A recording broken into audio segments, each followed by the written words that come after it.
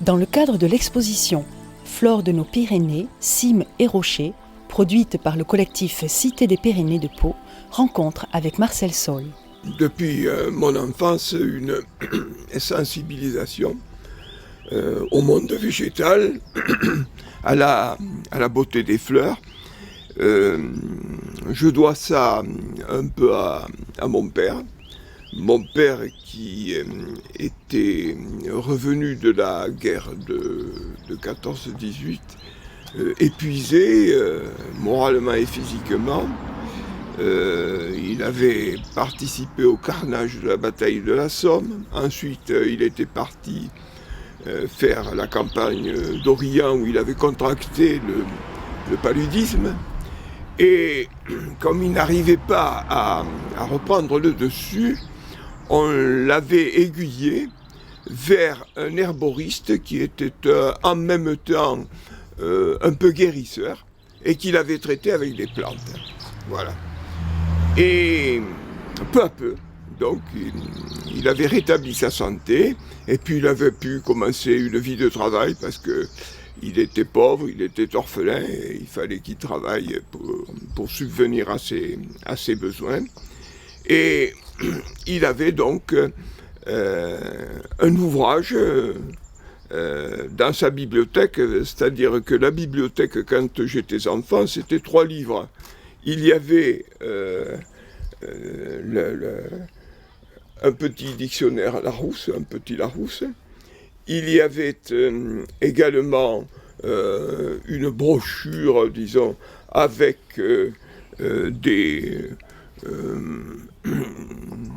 des amusements, avec des silhouettes de personnages et tout ça, parce qu'il aimait bien rire.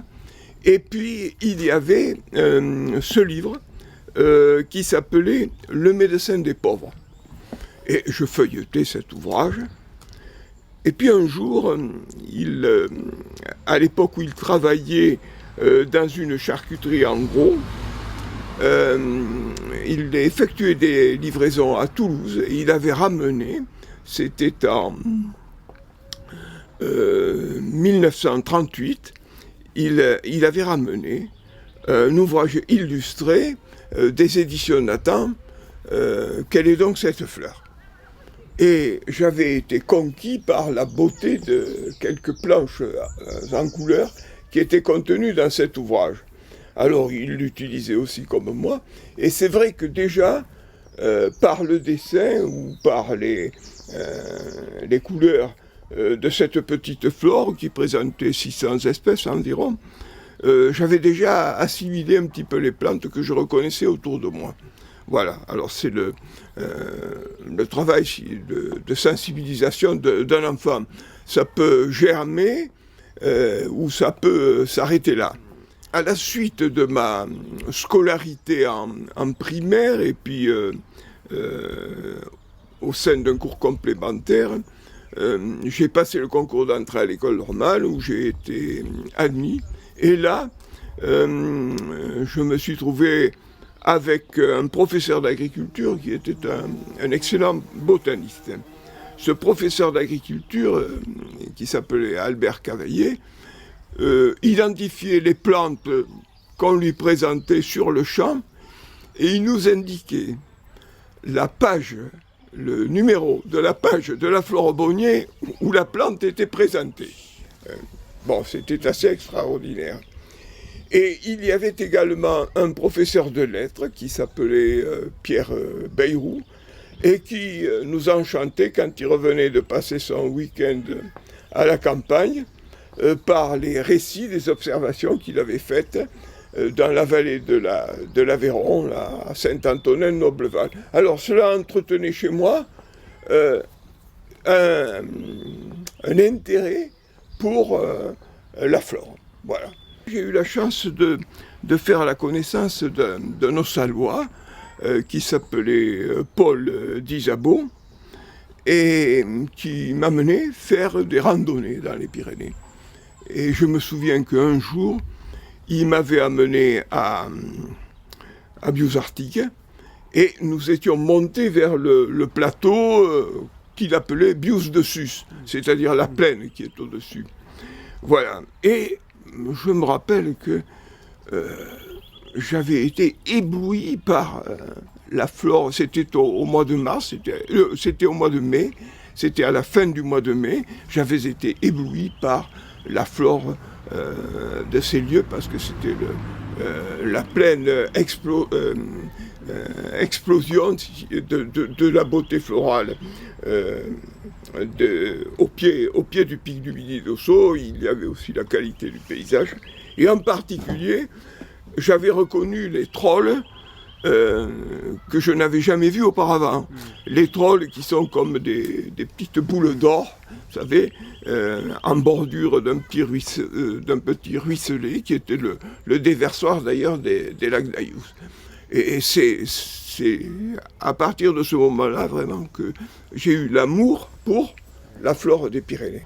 Lors de ces randonnées, je récoltais des plantes, je les photographiais, et puis on m'avait demandé de faire des projections de diapositives, des soirées diapos dans le cadre de l'OLM.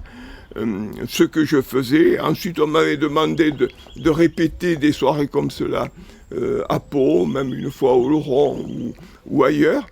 Et il y avait souvent, de la part des gens, l'expression d'un besoin. Ils disaient on aimerait bien avoir quelque chose qui nous permette de distinguer, d'identifier les plantes des Pyrénées. Et c'est comme ça que peu à peu est né le projet et qu'il a été conduit à son terme en 1991. Alors maintenant, j'ai un travail qui est assez lourd, qui est de réaliser une étude relativement complète, ou presque, parce qu'on ne fait jamais quelque chose d'exhaustif, surtout dans le domaine des sciences de la nature, sur la flore des Pyrénées. Et alors, comment est venue cette idée ? Pendant plusieurs années, j'ai collaboré avec les chercheurs botanistes de l'Institut d'écologie de Racat. On a évoqué les noms tout à l'heure, le professeur Montserrat et M. Louis Villard. Et disons que, comme le thème qui était traité par les amis espagnols était la flore des Pyrénées aragonaises, on m'accompagnait souvent sur le terrain pour me faire découvrir des espèces et pour que je les décide pour leur projet. Et ce projet a été réalisé dans les années 2000-2004, avec 2 tomes importants. Ce qui fait que j'avais déjà une base, si vous voulez, d'informations, une iconographie très importante sur le Piémont aragonais. Je m'étais dit, avec un petit effort supplémentaire, tu feras le Piémont nord, et puis les rivages océaniques et méditerranéens. Et c'est dans ces conditions que je me suis lancé pour faire cette nouvelle flore, que j'intitulerai, je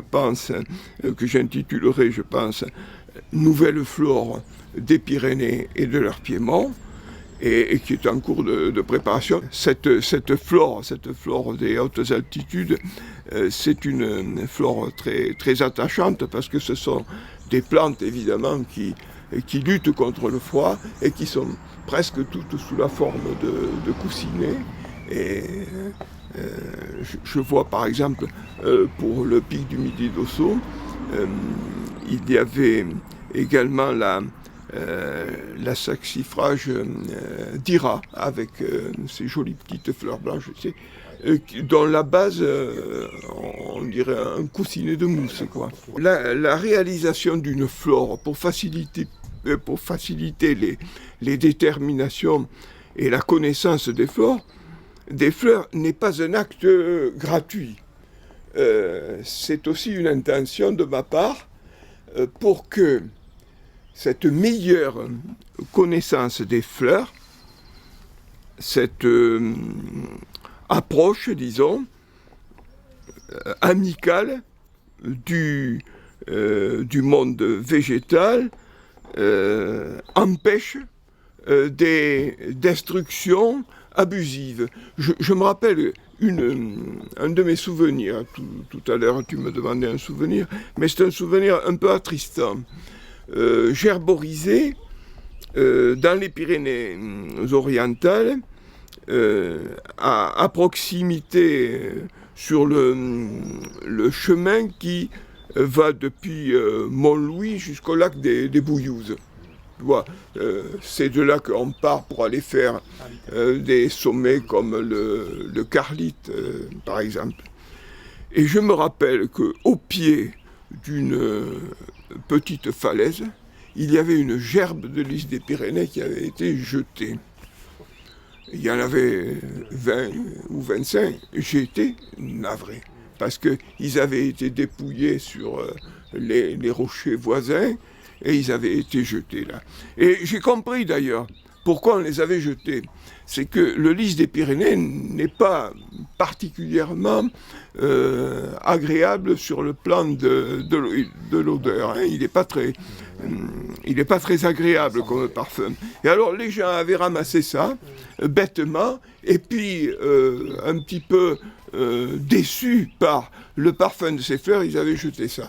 Alors, je pense que quand on connaît les plantes, on peut les aimer davantage et on peut respecter la nature et ne pas procéder à des éliminations comme celles auxquelles on peut assister parfois. Je pense qu'il y a plusieurs catégories de botanistes. C'est comme dans les métiers, comme dans la vie, il y a, disons, de brillants botanistes qui sont des universitaires, qui font des recherches approfondies, donc qui ont été formés au contact de professeurs éminents, qui sont dans une filière scientifique, disons, d'excellent niveau.